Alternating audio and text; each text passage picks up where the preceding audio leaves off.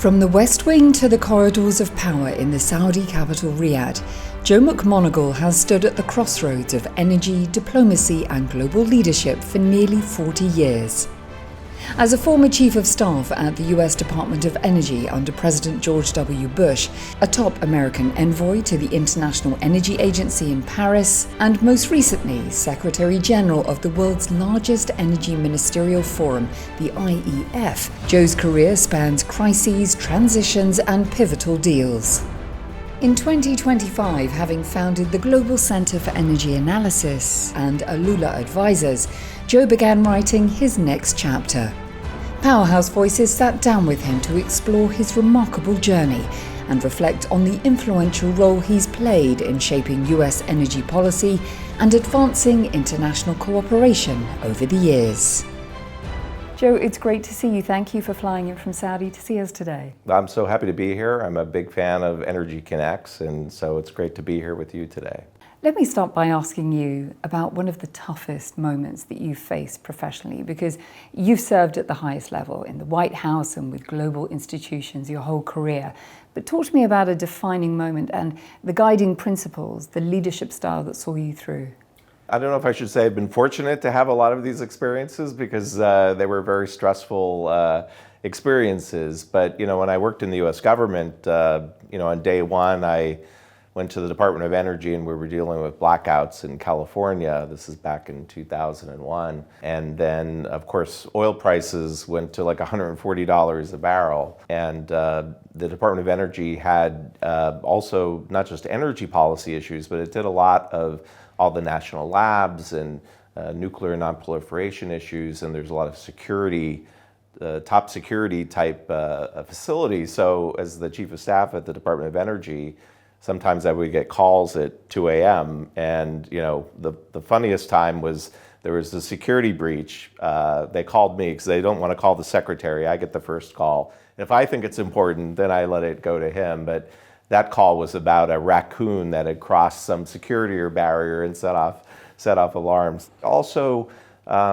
more recently, working at the IEF as Secretary General, and the IEF is kind of a mini United Nations Security Council, different countries with different objectives, Iran, China, India, the US, Saudi Arabia, Russia. A lot of times getting them to agree is a very difficult thing, and we were able to work through it. It really tested my diplomatic skills the last 4 years. Let me pick up on that, because when consensus can't be reached, when trust is broken or talks break down, what's your diplomatic go-to? What's in the toolkit, your superpower for getting people back around the table? Honestly, my superpower, and I've learned this through working with all of my different positions, is to listen. And so I've found that to be a valuable tool, and people appreciate that too, because they're trying to say something very important, especially in the discussions that we were having among member countries of the IEF on very important issues to those countries, whether it was energy security or selling oil supplies, or the prices are too high, or it gets into other issues that don't have anything to do with the IEF, but they still raise them because it's a venue where Iran and the US are sitting at the same table, for example.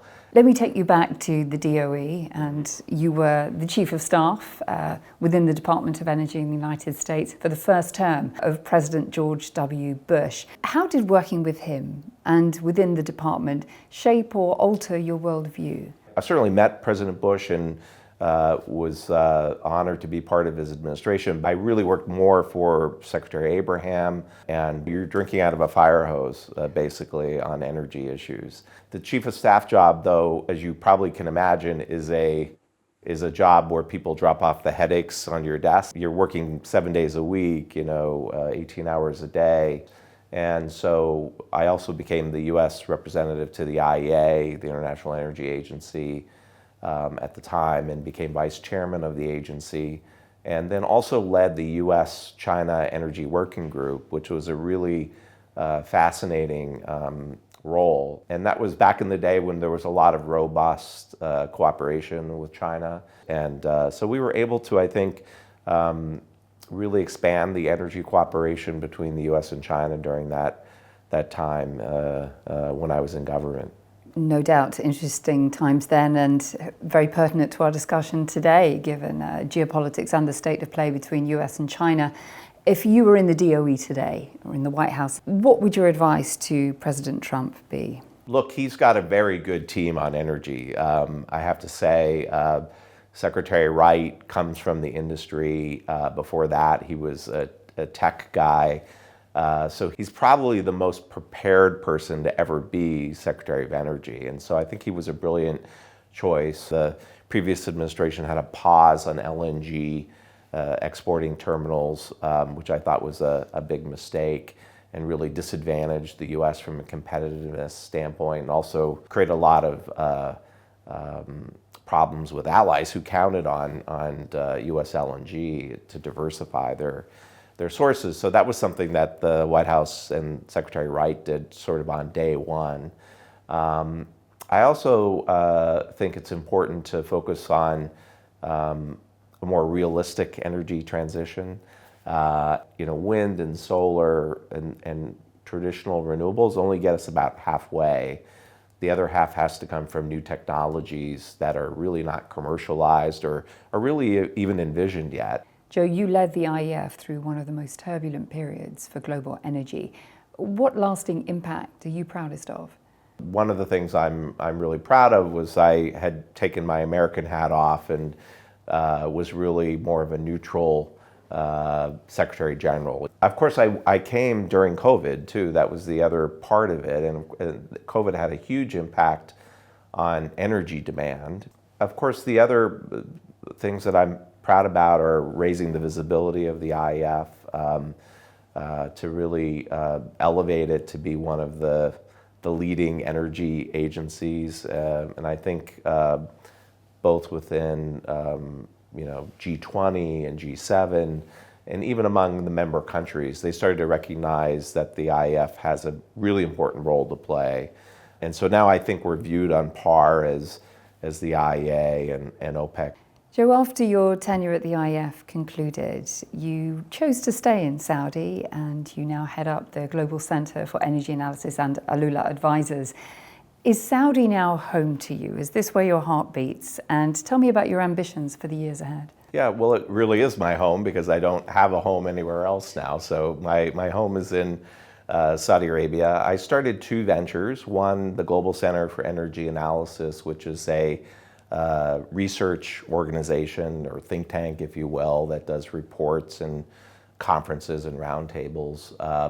And the Alula Advisors one is designed to help companies in Saudi Arabia to find partners, to do transactions, to do marketing, meet stakeholders, that type of thing. And I decided to stay in Saudi Arabia because they're doing so many interesting things. I wasn't ready to leave yet.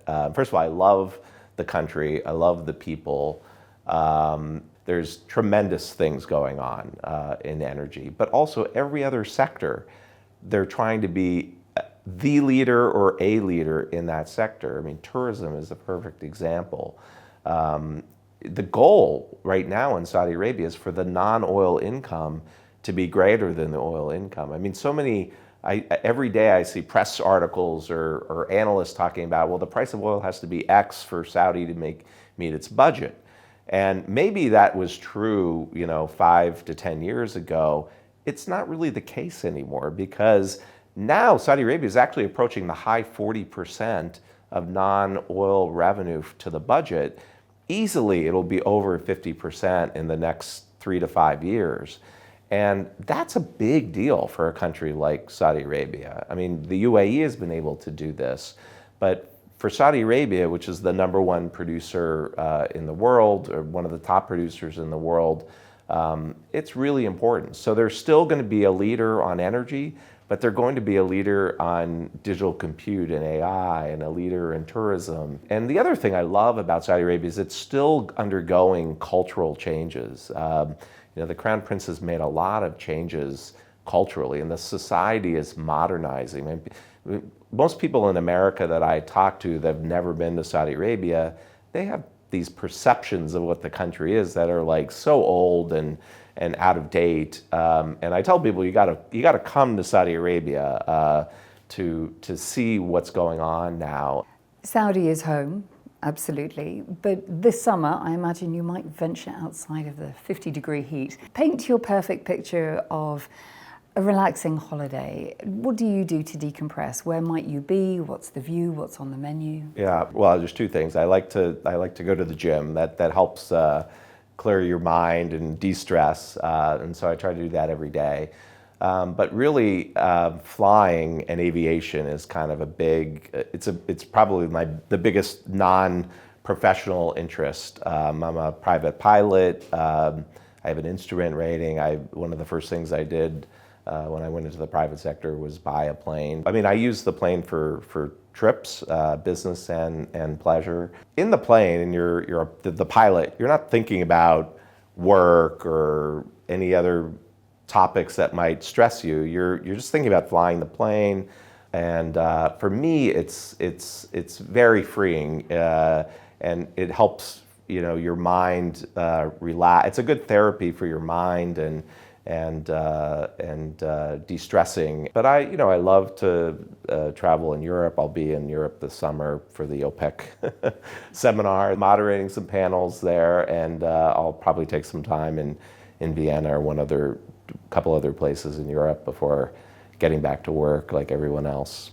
We have to leave our conversation there, but may you continue to fly high in every way. Thank you so much for speaking to me. Now, great to be here.